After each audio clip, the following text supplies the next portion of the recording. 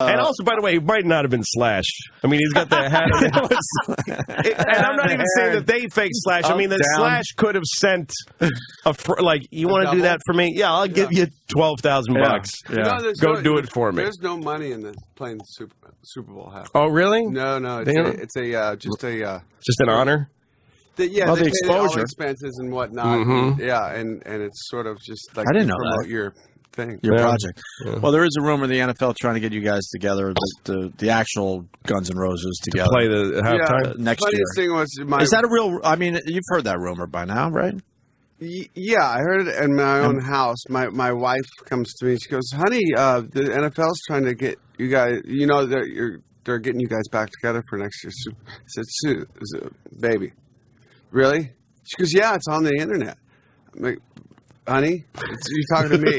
Break away from the internet and get back to reality. No, but it's right here on TMZ. Yeah, exactly. No, you don't know yet because it's on. You don't want to look at TMZ. That's our culture, though. It's hilarious. She's living with the guy. Yeah.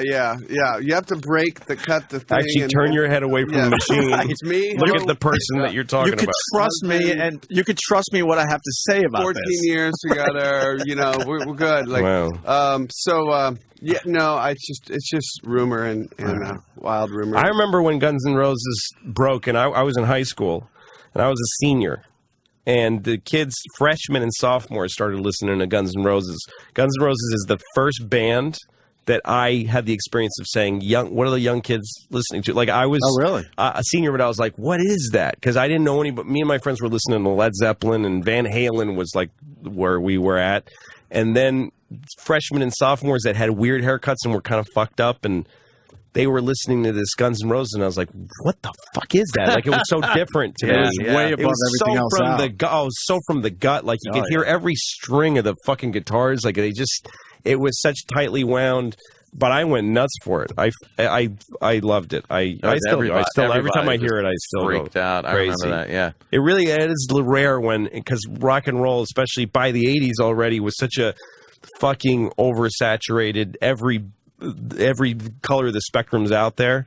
To have a sound that people go that shakes everybody. Yeah. You know. Yeah, it's rarely happens. And it's weird to be. I mean, for me, to be sort of, to be inside of the thing and not being able to experience it from anywhere. You're not getting else, to be a Guns N' Roses fan. You didn't get to be a fan. Like Slash, at this, it's so sort of iconic in some circles. Like Slash's top hat could have come up on that pedestal, and people would have went crazy. Exactly. Without even him. That's in how it. big the deal is. So it went from us being like kind of street urchins. Really, it was a band from the gutter, and 5 guys. That's all we had was music, nothing else, and it was that or kill somebody, really. And, well, it's like the Beatles coming out of Hamburg. Like, that's what made them great, was playing the rough rooms. We have beer thrown at you. Yeah. You're wearing leather because it's actually protecting you. Yeah, right. Yeah, the thought that they were tough guys back when they were actually in Liverpool. The LA scene was such a... I mean, it was dangerous just because how strung out everybody was. Yeah. It was like it was hard to just survive. Yeah. And these guys found this... I don't know, you just tuned into this frequency.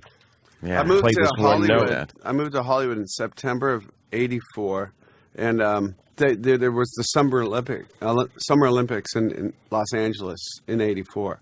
September, the Olympics were over.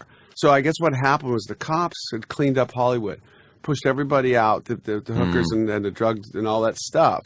And there must have been some events in Hollywood, but I came right as the cops let down all the barriers. Oh, and let everybody come down. And the floodgates were open. I had no idea. I was 19 years old, and it was just dangerous. I didn't live in a high rent neighborhood. I lived in like the kind of the dregs of Hollywood. And it was for real. I mean, it was on. It was dangerous. There was ghetto birds over my apartment every night. Helicopters. Okay, No, there was a time where you drove down Sunset and you had this feeling like, if I got out of my car, I could get killed and nobody will find me for a while.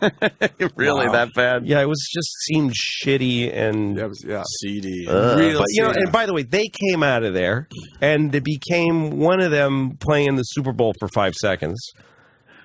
That only happened, again, going back to our fucking earlier conversation, because of record stores in the 80s. Yeah. Because some record store owner in Indianapolis said, this sounds fucking hot. I think this will move if I put it out there. And it grew, that's why he was able to come from the gutter up to mainstream, was through that system. It's like it's like a septic system or something. Yeah, like Actually, and now if you got to go directly from your playing it to iTunes, you have to go right to mainstream. There's no coming up as much anymore. I was living in Rochester, and we got Appetite from some guy in Arizona. It wasn't available yet. People were just kind of trading you had to around. go find that. I don't even know if it was a bootleg. I'm not even sure. That's why so the many reason years it excited me was because I haven't heard this, and I don't know where these fucking kids got it. It absolutely wasn't in my local record store. It was something that the kids at the time were just the passing freshmen around. and sophomores in my school got it at the record store in Harvard Square. And then they obviously changed the cover because you had controversy about the cover, right? If I remember.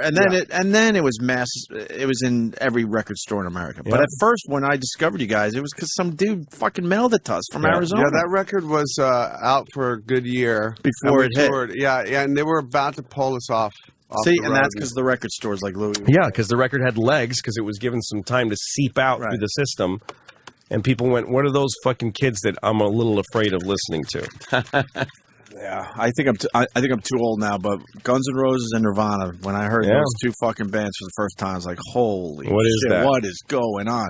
And I haven't had that feeling since, but then again, I'm getting older, so maybe it's passed me by. But yeah, there is. I mean, I think there's sort of a disconnect now with younger bands coming up, and I have a feeling something's going to happen. But you're right, there hasn't been that one band that wow moment. Rise. Maybe there has been, but I just I'm in another world now. Yeah, I haven't heard it. But I can't really think of one off the top of my head that could have been, Guns N' Roses, Nirvana, and then who was next after that? Yeah, everyone's just still waiting for whatever Black Eyed Peas wants to do.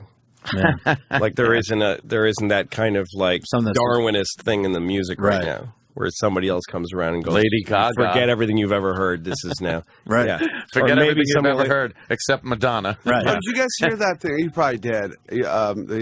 What is it? Lady Antebellum, the song that they won the Grammy for. Oh yeah, I don't even know who that is. I don't even know what that sounds like. You know the song I'm talking about? I heard the song on the Grammy. Yeah. Did you? Okay, so Bob Rivers, he's a DJ. Yeah, Seattle guy. Right. He was the next day after the Grammys. He was driving to work to his DJ job. He's a Seattle DJ now, and he goes, "I know this song. I know this song is something else, and it's a Alan Parsons. Alan Parsons project." So he got to work and he put the two songs together. It's on that internet. Holy shit! And it's exactly the melody. What Alan Parsons song? I don't know. You got it. Many songs by Alan Parsons. We got it. We got Danny will it. find Has this come out as a big deal? And it won a Grammy. Parsons song. Wow, what I amazing! Didn't even notice, but the second that kicked in, it was so exact. That's great. And that's like so much even better than George, My Sweet Love, and yeah, right. That's even more exact. Well, we were also it's talking even the about same fucking arrangement, right? Lady Gaga doing Express Yourself. It's that little... Lady Gaga does Express Yourself. Well, that's fucking Madonna's song. So what's going on there? I don't know. She do we have one of those? Is Alan Parsons' project person going to get some cash for that? You would assume that they're looking into it. You don't want that going in front of a jury. No. Wow. No. You heard the George Harrison one, though. Yeah. You would think you could rip off Alan Parsons because who cares? But that's one, that's a Some popular guy, one. yeah, he's somewhere in Colorado like, what? I heard. Oh, that's a drag, man. Can we get some cash for that? That's a drag, man. But I lied to you. Sounds Would like I that. say something that... Just play that quickly while it's still in our ears. Why? Because I can't. Because it's going to show you a 30-second ad first. So. Oh, Dumb ads. And then now the ads on. Stupid ads. It's making the internet free. That the ads are for specific moments now. Like when you watch CNN or ABC News and it's sponsored by Kellogg's, it's one thing. But when you want to watch one moment, like a man being beaten to death in Egypt, sponsored by Target. It's like, hey, Target. did you know the Geico? And then a man being beaten to death in Egypt. Doesn't seem to go. Geico brought you this guy being beaten. Thank you, Geico. And aren't they funny? And what do they even fucking